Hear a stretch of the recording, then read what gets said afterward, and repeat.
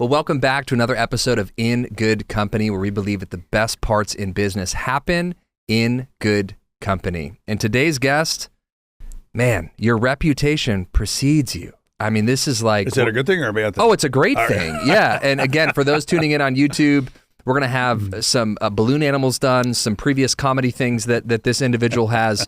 I'm just kidding. But without further ado, so excited to welcome you to the podcast. David, how are you, my friend? I'm doing well, Mike. Thanks for having me. This is long overdue. I think I had to cancel a couple times, and I appreciate you being flexible.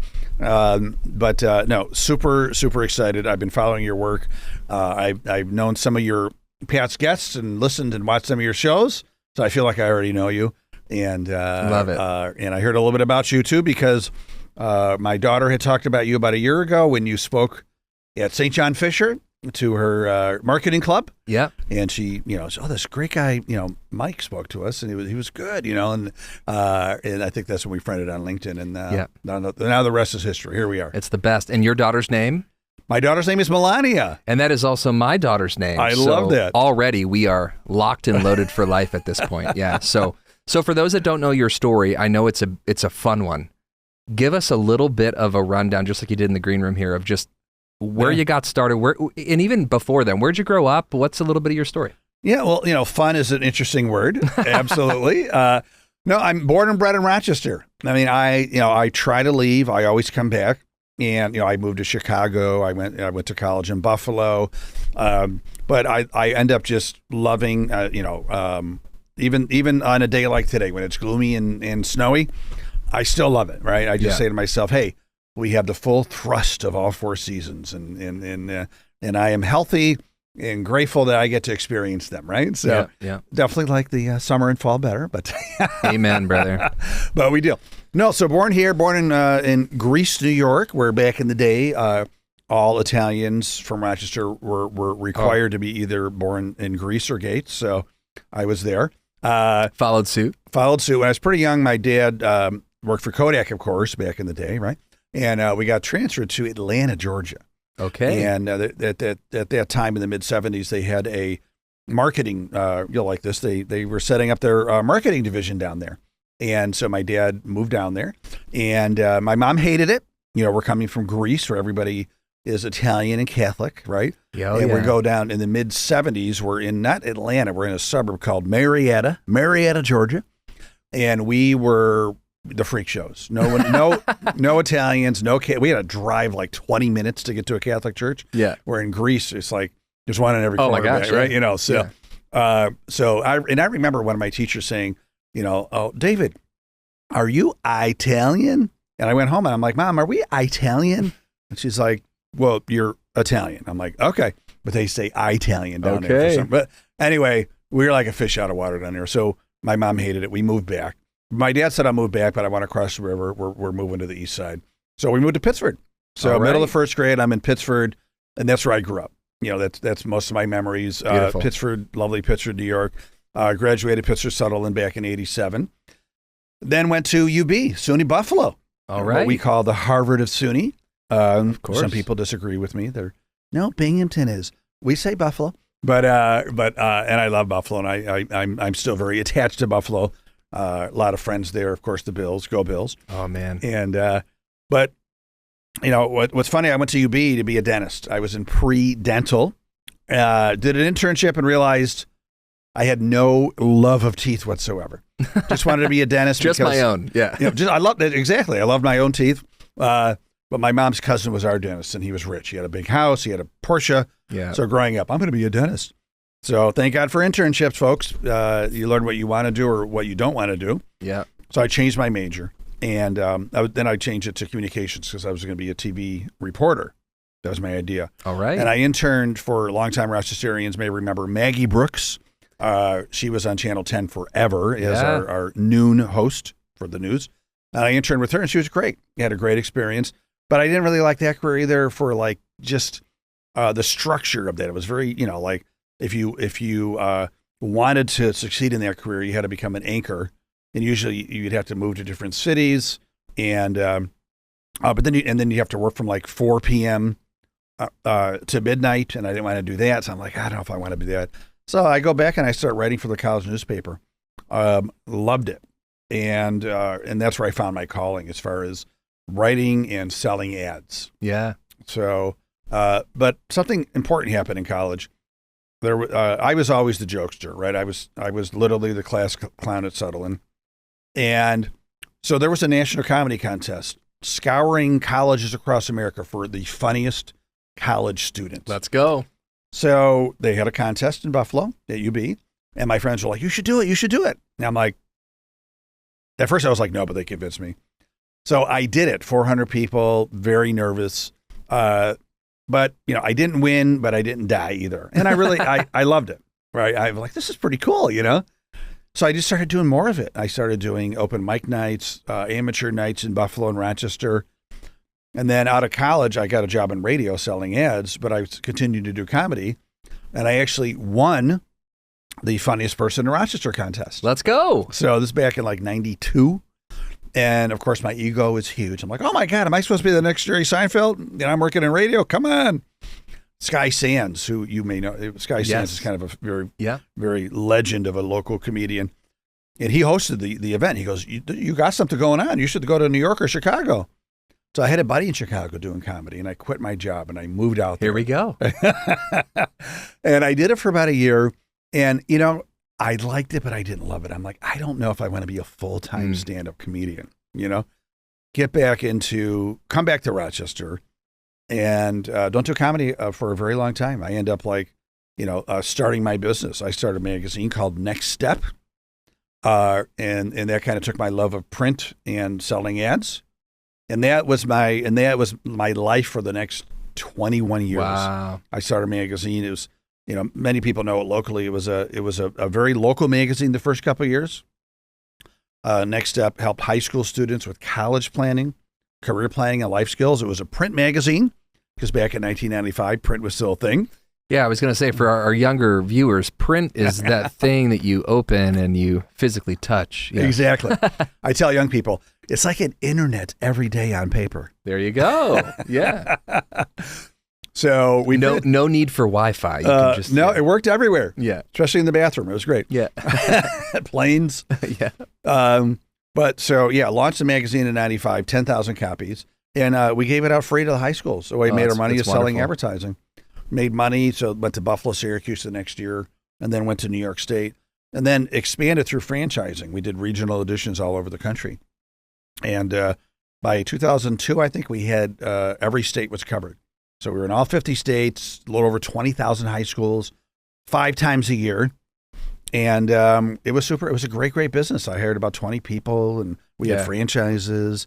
And I really enjoyed it. But of course, that damn digital revolution, which you younger people love, right? Killed print. Sorry. And so lo and behold, I put it online. And then in 2016, I sold it. Yep. And I sold it to somebody in New York who wanted to take kind of a digital magazine to the next level. I kind of lost interest in it. It wasn't like, it became less about content and more about cost per clicks and blah, blah, blah. Yeah. And that wasn't my thing. I like creating content, so. Yeah. It's beautiful, man. So then when I sold the magazine, I started a company called Avanti. And Avanti, so I come from Italian. Italian. I am Italian for all you Southerners. Yeah.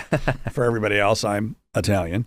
But I was like, what is the word for next step in Italian? And the closest thing that made sense to me was Avanti.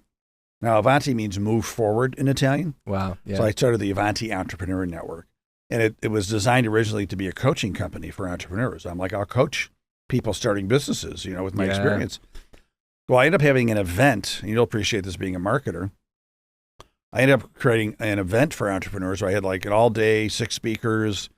And I'm like, the event will be, I'll make money with the event, but also it'll be a great feeder for my coaching business. Right. Everybody in the audience is a prospect, right? Well, people ended up loving my events. So I started doing monthly events. And then it became like a membership club. So I was hardly doing any coaching, and people would pay an annual fee and they would come to my monthly events. And it was like, networking, connecting, beer, wine, hors d'oeuvres, and then a speaker. If I knew you back then, you could have been one of the speakers. Oh, dang. So then I got about 100 members in Rochester. Then I thought, well, let's go to Buffalo, Syracuse. We licensed it this time instead of franchising. Toronto, Burlington, New York City, New Jersey. So now I'm starting to do the same thing with Next Step with expansion. And then March 2020 hits, and in-person events are really not happening much anymore. So put that on hold, took that online, which it kind of, people were Zooming out. They had enough of Oh Zoom. my gosh. That was brutal. So I ended up putting that on hold. And then I started teaching other companies to podcast during COVID and doing some biz dev. But since then, I've been, basically a full-time speaker. So I get hired by events and companies to speak, and in my podcast. And I just, I have some, some type of consulting gigs every now and then as well.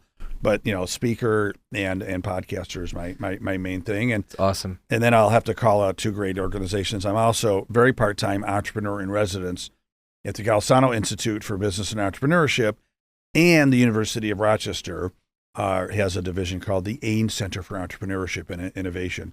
So both those places I work with students with their startups, which for me is just, certainly don't do that for the money. It's just more of like, at this stage of my life, we'll say 50 plus, very gratifying, So. It's incredible. Yeah.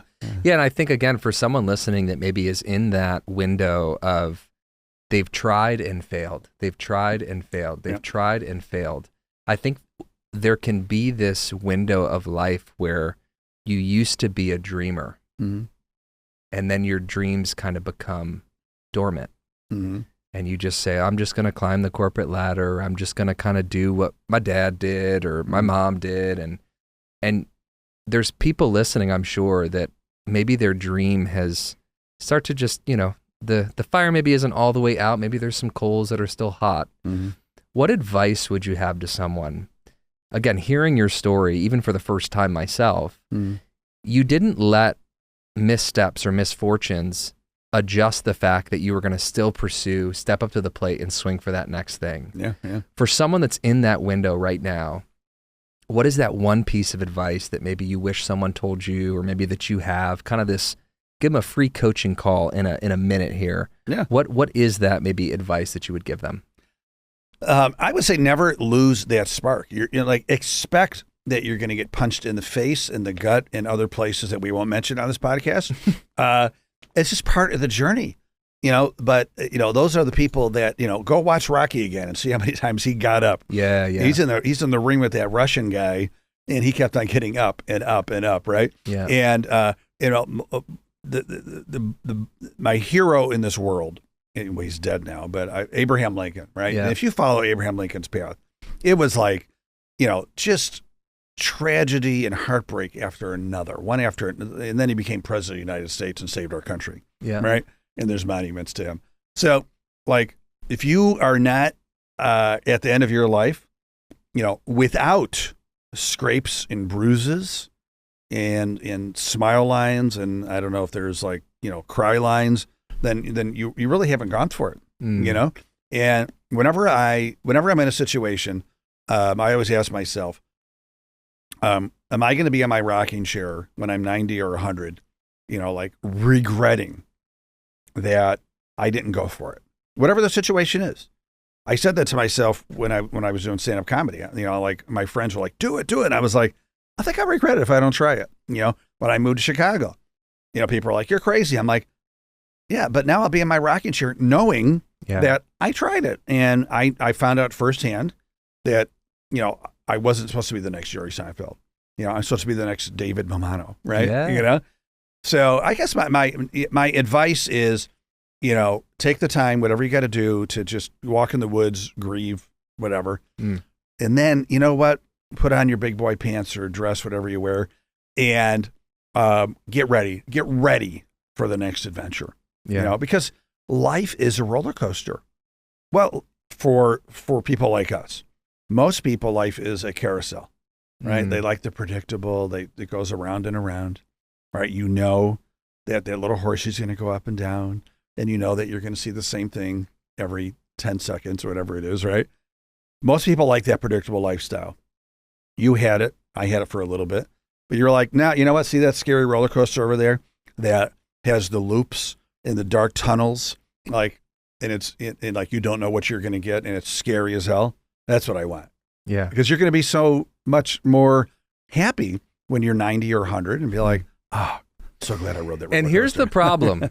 When you dabble in that roller coaster life, if you try to go back to the carousel, Oh, you can't do it. can't do it. No, you're unemployable. Yeah. Yeah, Mike. I mean, you can never have a job again. Right. Like this crashes and you have to go apply for a job. Good luck. It's not gonna work out. Yeah. Yeah. No, you're right, man. You're gonna have to find something else. Yeah. Yeah. And I think it is interesting though, because there was this window in 2020 when I think people were more open because a lot of them were furloughed or they were just at home, or, it was just, everything was done. Everything was shut down. And there did seem to be this emergence of, if I'm going to take a swing, Yeah. I could take a swing. Yeah. Yeah. And again, for someone that maybe is on the younger side of your story, you say it so flippantly. Yeah, I just went to Chicago. Yeah. But like, that's real. Yep. Like that is a real, okay, I'm packing up and I'm selling stuff. And I rented a U-Haul. So again, for someone that's maybe younger and they're kind of in this window of like, I got this opportunity, maybe it isn't going to pay me a whole lot, but or maybe I got a golden handcuff type job where if I just stay put, I can make the money I want to make, but their eye is still on this thing that, man, God has put me on this planet to do this. I got to go after it. What was that actually like? Like going to Chicago, packing up, doing the thing. How do you even find gigs and like the real work associated with that part of the story? What was that like? Well, for me, I was about 23 at the time. Yep. So, no marriage, no kids, no real responsibilities, right? So it was a little bit easier, right? I'm like, hey, I'm just going. Rented a U-Haul that was way too big, and when I finally got to Chicago, I backed into a couple cars. That's a whole other story, but great start. Great start. But I had a friend out there that helped out. I moved in with him, and but then it's like, okay, you've done this. Like, what's next? Like, what do I do? And then it was just like, well, I have to support myself, so I found a job. Actually at a health club at Bally's, is just like a part-time membership guy. So then I had some money coming in to pay the rent. And then it's just like, going out. I took acting lessons. I took improv lessons at Second City and Improv Olympics. And then I performed a lot of, just very amateur and open mic comedy, improv, etc. And that's how you start out. Now, I saw a lot of people in the industry, the Jerry Seinfelds of the world are, few and far between. God bless them. I love when it works out. But the vast majority of the people, they have some issues going on, and they just don't make it. And I was like, I always thought that I loved comedy, but I also love business. So it's funny you were talking about COVID, and we all had some time to kind of think things through a little bit more. And I'm glad you said it because I forgot to bring that up in my story. I remembered during COVID that I used to love doing stand-up comedy, and I hadn't done it since I got back from Chicago. And so, remember, like the world opened up again a couple times, right? Oh, yeah. Like in the end of 20, and then I was like, no, put your mask on again. And then, and then it was end of 21, things were starting to get a little tiny normal. It was again. that long. Right? Yeah. It was quite a while. And so I was like, I miss doing stand-up comedy. So I called my friends Mark Ippolito and Todd Youngman, who they run Comedy at Carlson. Yes. Which is our premier club, right? Comedy club. And I'm like, I got an idea. I know your headliners come in, Thursday, Friday, Saturday. How about Wednesday? I'm your headliner because you don't do anything anyway. And I'm going to put on a show called Putting Funny Back in Business. And it's going to be a combo of comedy and business. Like, love it. Like what I've done through my life, right? And that's what he said. All right, I love it. Let's do it. So, and I go, I'm going to make it a fundraiser for Make-A-Wish, which I was on the board of at the time, and I'm still involved. And let's do it. So it was super fantastic. I got about 200 people there. We raised like thousands of dollars for Make-A-Wish. Yeah. Those moments that, you're on fire. You're like, you're in the groove. You're like, we talked about vibing. You're like, yeah, man. You hear the heavens a little bit, right? Like, I felt that, right? And again, at that time, I'm in my, like, what am I, 52, 53 at the time there. I was like, well, listen, I don't think I'm going to be a full-time stand-up comedian right now. But I said, could I combine the two? Could I combine business and comedy? into like a consulting business where I go into companies and events, and I do keynotes, MC events, retreats, trainings, et cetera, development that teach businesses how to grow by infusing, humor, fun, joy, levity in the workplace. And so that became my new business. Wonderful. All from pondering during COVID, combining, I don't know what, there used to be a commercial where how Reese's were invented. Somebody was carrying peanut butter and somebody was carrying chocolate. Yes. They ran into each other. Yes. And, and so I combined the chocolate and the peanut butter. I combined business and humor into my business, and so since then that's been my groove, and I'm loving it. I love you're talking about kind of that aha moment of the like the comedy, like the reinvigoration of you stepping back into the ring. Yeah. Again, for someone that is working a job right now that maybe they're not happy, and that's very common. Maybe they're in that carousel type of experience. I think there is, with the emergence of social media, it's like you can get on your feed and see all day long, like, here's how to make money on your Etsy shop, and here's how to do drop shipping, and look, I'm selling on TikTok shop, and I'm making this much money. Like, there's so much stuff being thrown at us all the time of almost like an escape route. Right. That even if you were to do that, you may not even be super happy, right? But one of the things that I think is fascinating, and I'd love your input on this, is I think a lot of times people think that the thing that you're called to do has to be your career. Yeah. It has to be the thing that you do for work. Right. And what's interesting about the way you're describing this is it maybe hasn't always been that way for you, though. You've still been able to pursue a passion of comedy that isn't necessarily always the driver of income for you. Right. So how have you been able to balance the thing that you feel called to and passionate about, but still been able to take care of your family, make money, build businesses? How have you been able to balance those two things? Well, what's nice now is my my professional life and who I am naturally is just one thing, right? So I get paid to be myself, Wonderful. And some of it I do for free, like events will, like nonprofits will call me to MC their galas. Wonderful. I'm not going to charge for that. I'm not going to take $1,000 out of some little kid's pocket, so I'll just do that. Yeah. I tell people I work for food, right? Yeah. And, but other than that, like, keynote speaking pays a lot, like I'm amazed, like I'll throw out between you and me, if I have to travel, I'm doing at least $5,000. Yeah. And sometimes I'll say 10 grand and they'll say yes, and I'm like, should have said 15. I know. And and I have to, for speaking for an hour, but I say, well, that, the experience behind that was years and years to be able to get to that 1 hour, Of course. But still, I'm kind of like, wow, cool, or companies will bring me in to do, retreats and trainings and they pay for that as well. So basically what's nice is, work and my personal life is kind of the same thing, now, talk to my 3 kids and they can't understand how people think I'm funny. Of course. It's eye roll central to them. Dad. But yeah, exactly. I'm like, no, that's funny, But guys, let me try this joke on you. And they're just like crickets. No, I don't think you understood it. Yeah. Like, no, we understood it, Dad. We're sorry that we understood it, but that's part of the problem is we understood it.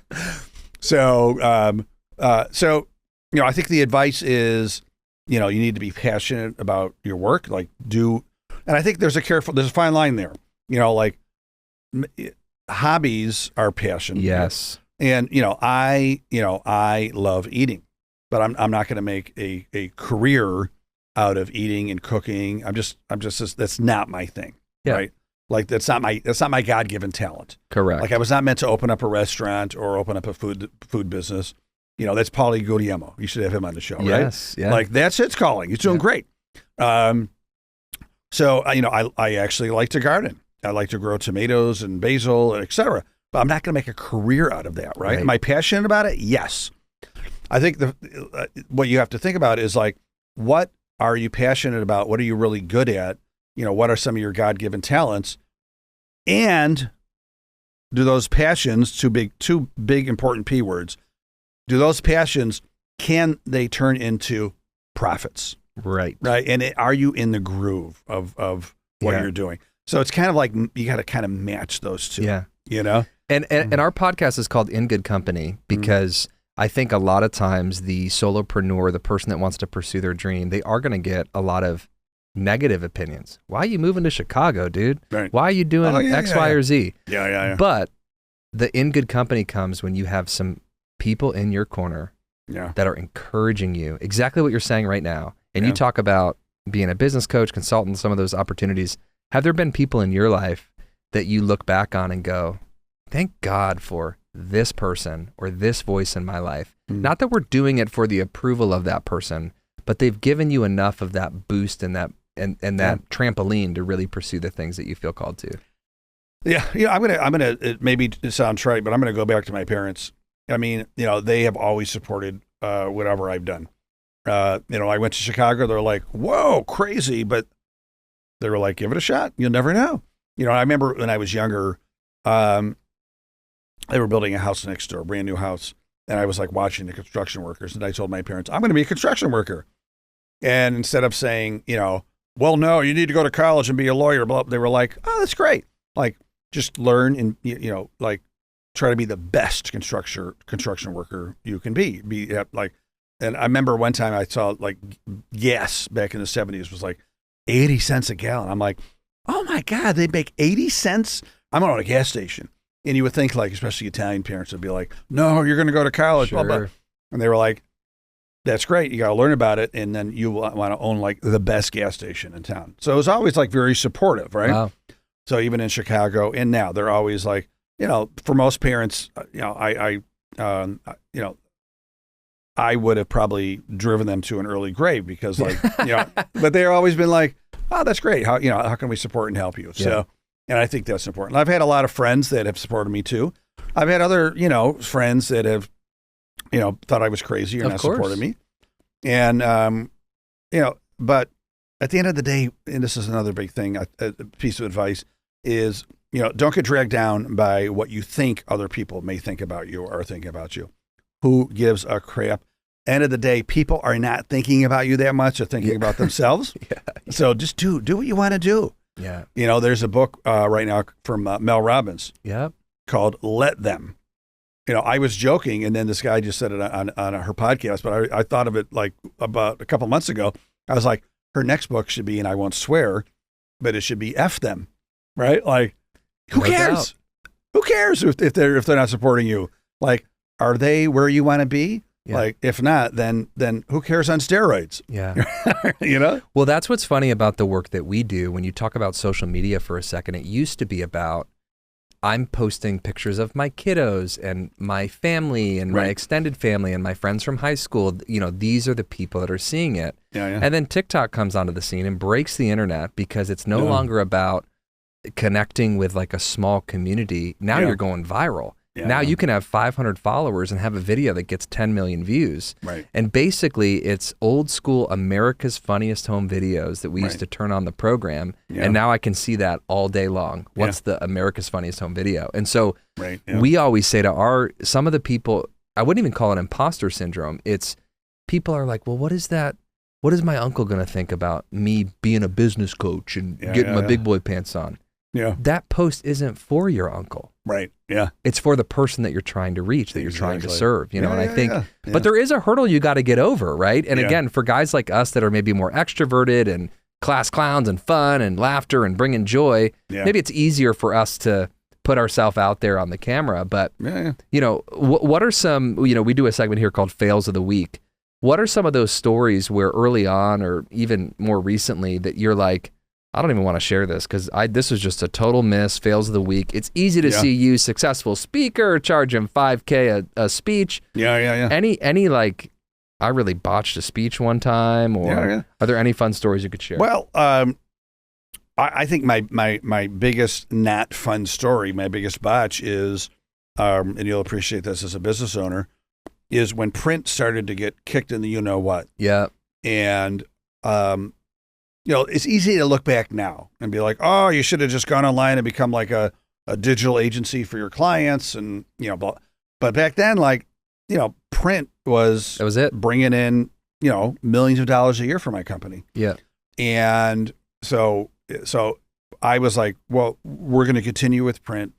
We're going to add online stuff and offer like a hybrid model, right? So we tell most of our advertisers were colleges because they wanted to recruit the high school students. We'd say, hey, we're still going to give you that full page ad, but we're also going to put you on our website with a college matching tool and a banner and yada, yada, email list. And so my mission was to save print, say at least my magazine. Well, time went on, more and more colleges, more and more advertisers were saying, Dave, we love you. We love Next Step. We just don't want print anymore.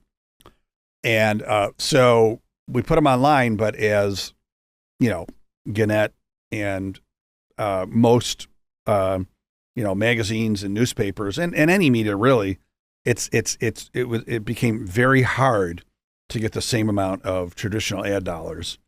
And so our revenue was tanking. It was tanking. And I was in a tailspin, setting up new ideas that really, and they were hatched quickly, and sure. So they never came to full fruition. And so what happened? And I kept the people because I loved them all. Yeah. And they helped me build the business. But eventually, it just became like I had to let people go. I had to retire the print, and then eventually I was down to like 2 or 3 people from 20, and just had to sell the magazine. And I went from being, making great profits and being very financially successful to literally building up debt personally and business wise. And that was a very tough time. Yeah. And just, years and years of just trying to get out of that. But that's a big blunder I had. And now I look back, and right now, that's why with my business now, I'm a one-man show. I buck and jive. There's no overhead. And I love people and I love my employees. But right now I'm just like, it's a little bit easier to just be free and easy at this stage of my life, and not have to worry about the overhead of running a business. But you're at the age where, still go for it. Yeah, no, so, I got it. Yeah. And again, I think when you said this, it just sparked this thought that I've had of there's a difference between pleasing people and serving people. Yeah. And that's a great thing. With people that are extroverted, and we want, of course, people to like us, but we also want to do good work for them, and we want to take care of employees and all these things. How did you kind of cross that bridge of, I'm not doing this just to please everybody, but ultimately you got to take care of your family. Yeah. You got to take care of yourself, but you still want to serve people well. Yeah. What are your additional thoughts kind of within that concept? Yeah, and I'm a people pleaser on steroids. I mean, I grew up, like I said, the class clown. Do you know who Screech is from Saved by the Bell? Of course. So I grew up looking exactly like Screech. So the only way you're going to have some friends is to be funny and be a people pleaser. Otherwise, I would have been alone in my room all day. No, I literally look just like Screech. I'll show you a picture. I cannot wait to see the photo. I'll send it to you. In fact, let's just put it in the bottom of this clip right here. Yeah. I'll send it to you. Right. You're going to be like, oh my God, is that Screech or is that Dave? So total, and I've always been somebody. So, and I still am. I mean, it's still like my natural thing.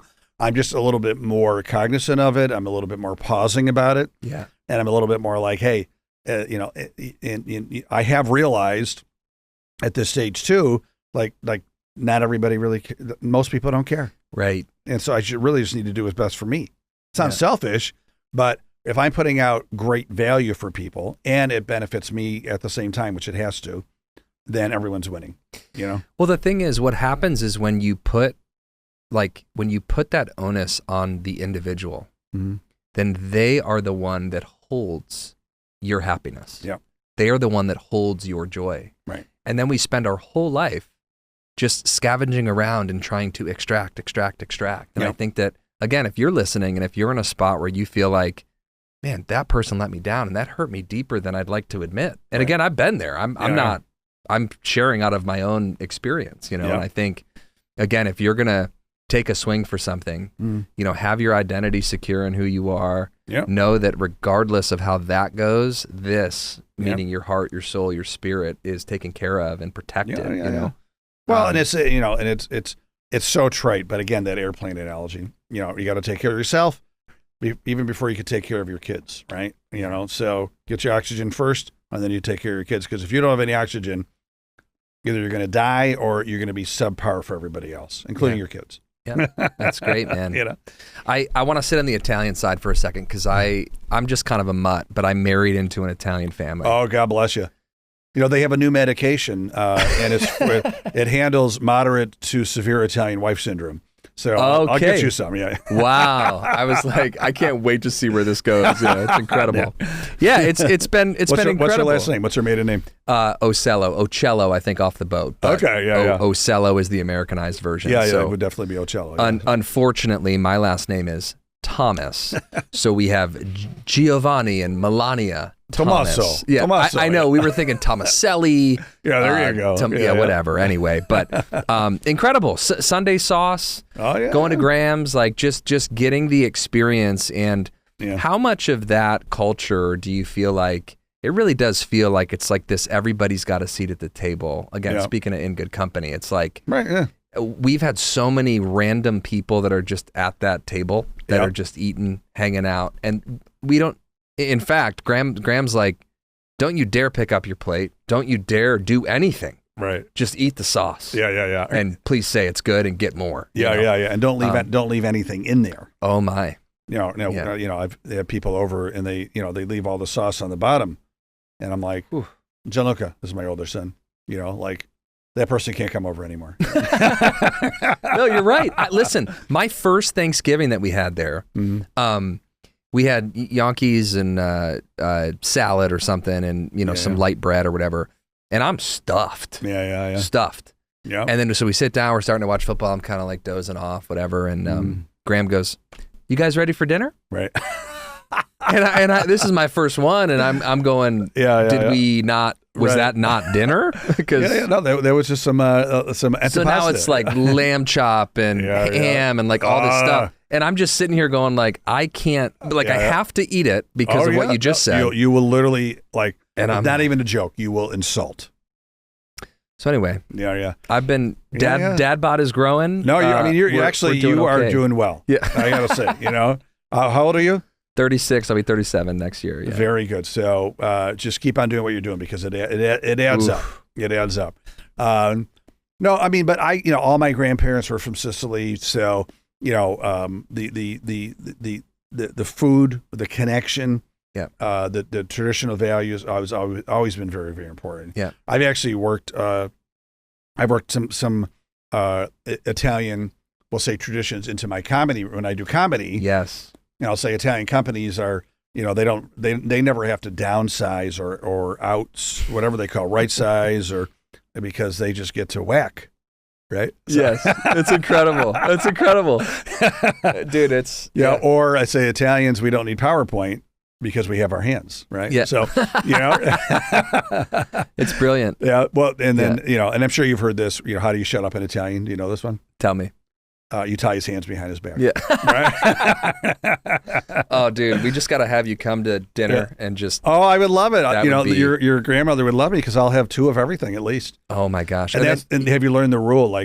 Now grandma says to you, how many, it's not, do you want any more? How much more do you want? You have to say half, right? Because if you say 1, she's going to give you 2. Right, she's going to double your order. This is really important. Thank you for the personal counseling right now. So if you're stuffed and you say, just give me half a meatball. I'm really stuffed. Half a meatball. She'll give you 1. But if you say, I'll take 1 more meatball, that's all I can do, you're going to get 2, at least. This is very helpful. So, So whatever you want, you say half. Got it. You can't say no. You can't say you're stuffed and I don't want anything. Because then, in her mind, Michele no like my food. Hey, and that's a no-no. That is for sure. No, then you're gonna get the evil eye, the malocchio. So we don't want that. Wow. Yeah. I just love that we sat in that for a second because I think the beauty of culture. Oh yeah. And the beauty. If we do this again, we'll have some Chianti next time. Oh my gosh, right? Please. Yes, I'd love to do this again. And again, I think the last question that I have for you, and this one is maybe more just like the personal counseling session with Mike, is when I was younger, I found myself very comfortable to be able to speak and to do different things. I worked at a church at the early stage of my life, which was incredible. Got to speak on stages and lead events and do different things. Yeah.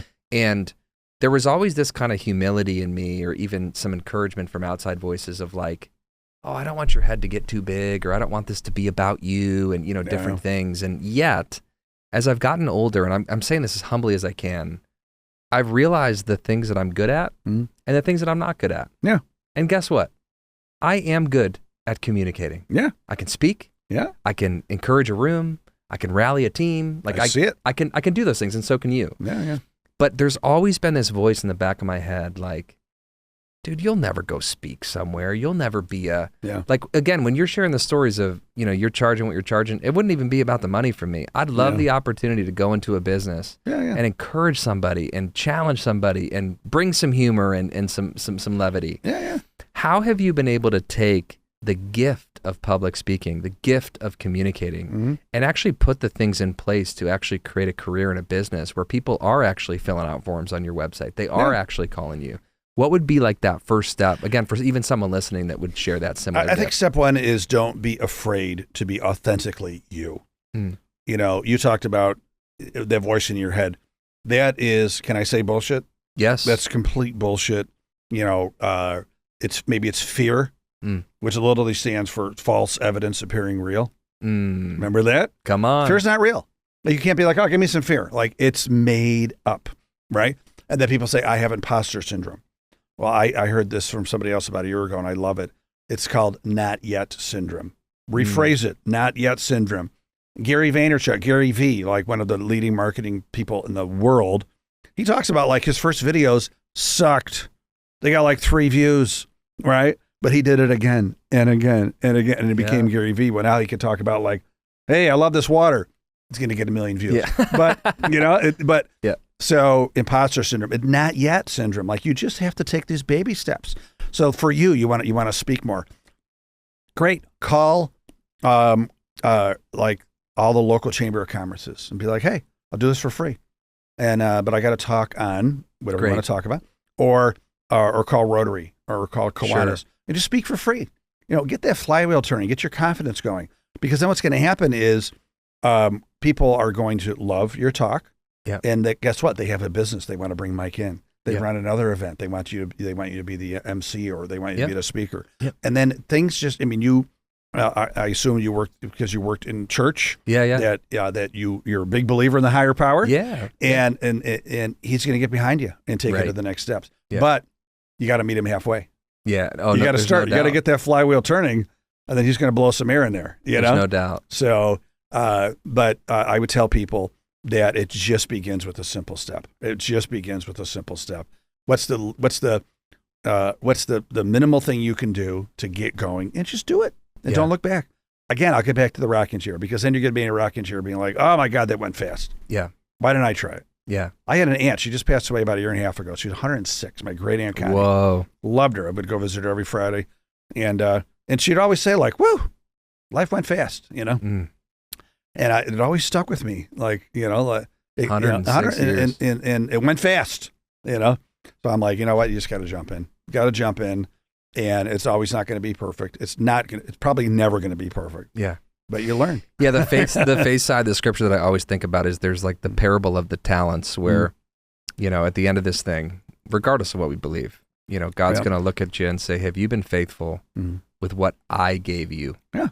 Yeah. Not necessarily with what you gave me. Yeah. Like with what I gave you, those gifts, those skills, the things that I've wired you to be. Yeah. And that encourages me, man. I appreciate that. And I'll take that a step further. I think God's going to be pissed off if you don't use the gifts that he gave you to make the world a better place. 100%. I tell myself that. I'm like, God, he gave all of us certain gifts. Yeah. And I feel like if I'm not trying to maximize those gifts to make the world a better place, then I'm pissing him off. I'm going to take it a step further. Let's just keep going back and forth. I think the other thing that we often miss is when you do the thing that God has put you on the planet to do, it gives other people permission to do the same. I love that. And so even us sitting here today and you just talking with me, even if we get 5 listeners from this, you are encouraging me because you have pursued the thing that God has given you to do, Good. right? Well, and that's just the ripple effect, right? It's beautiful. So, yeah. All right, you win. I love it. Oh, yes. I'm not gonna try to go over that. That's Okay. That's perfect. It's like when you're in the business Zoom call. Well, let me just piggyback on. Right, yeah. All right, we're going to stop the piggyback. Okay, final part of the pod. We got our rapid fire hot seat questions. Uh-oh. These are 1-2 word responses. We just got to fire through these. Are you ready? I think I am. Okay, here we go. What is your favorite business book or podcast that you'd recommend to somebody else? Mine? No, I'm just kidding. If I'm going to put mine aside, of course. I mean, the David Mammano show is fantastic. I'll go a little plug in there. Absolutely. Almost as good as your show. Yeah. So, my favorite book, I read it every year. It's called Man's Search for Meaning by Viktor Frankl. Have you heard of this book? I have, but I have not read it. So Viktor Frankl was a very prominent psychiatrist, during the Holocaust, got taken, and he watched most of his friends die. And he realized that the only thing they couldn't strip him of was his attitude. And that's what got him through to live through the concentration camps. So I'm sorry, that's not 1 or 2 words, but Man's Search for Meaning by Viktor Frankl. Yeah. Wow. It's incredible. And this isn't going to be 1 or 2 either, but what's kind of your morning routine as you're prepping for a talk, like day of, wake up at the hotel, you're getting ready, what's kind of the prep? Well, the non-negotiables is I will work out. Right? I got to do something to get the heart going. I want more blood flowing in my brain and my heart. I'll eat well. I'll drink some lemon water. I'll just do healthy, habits. I'll do some deep breathing exercises. I'll try to get outside if it's a place where there's some sun and I could get outside. So, and those are usually all my mornings, but I'll make sure to do as many of those things as possible. That's great. And then what's kind of your comedy inspo? Do you have a favorite comedian or a couple across the... Well, I think lately, Sebastian, speaking of Italian, Sebastian Maniscalco is he's hilarious. Got it. I also like Nate, is it Vergozzi? Is that how you say it? Yeah. I like him too because he's just, talk about being authentic. Yeah. Right. And Nate's pretty clean too, he's right? He's very clean. Yeah. I mean, Jerry Seinfeld's a classic, of course. Yeah. I'd have to say those 3 right now. So I ran into Jimmy Fallon at the when he does his yearly tour here. We were at what was that? Patron Saint, the steakhouse. Okay. And for whatever reason, he came up to our table and took a little selfie with him. So that was my only. Wow. That was only my comedy claim to fame. He is great. Oh yeah. He is very funny. And again, he's got no political agenda. He's just doing it. He's just authentically himself. I hear you, man. And it's just those 2 other guys got in trouble because they were mixing comedy with a political agenda. And Jimmy's, it's refreshing. He's just having fun. Yeah. It's very refreshing. And then who's the most memorable guest that you've ever had on your podcast or a show that you've interviewed? Most memorable guest? I'm going to say Kendra Scott. So Kendra Scott, a famous jewelry designer. I actually met her at we were taking this executive education course at MIT, and it was a 3-year program. We went back every year, 2007, 8, and 9. And I met her when she was first starting out, literally still making jewelry in her house. Amazing. And now she's valued at $1 billion. And the story is amazing, and she's amazing. So, love it. Yeah. That's awesome. Last question. What is 1 word that sums up your entrepreneurial journey? Exhilarating. I love it. Which goes hand in hand with the roller coaster analogy that we brought up. Exhilarating. Yeah. Well, thank you for your time. Mike, it's been a pleasure. You're great. Awesome. You're a great host. Appreciate this is another one of your God-given talents. I love it. And hey, thank you for tuning in to another episode of In Good Company, where we really do believe that the best parts in business happen in good company. Take care. Thanks for listening to In Good Company. Be sure to subscribe wherever you heard this podcast so you never miss a future episode. For more information or to connect with Mike, visit him online at thomasmediagroup.co or on Instagram at Michael L. Thomas. Thanks again for listening, and remember, the best of business happens in good company. We'll see you next time.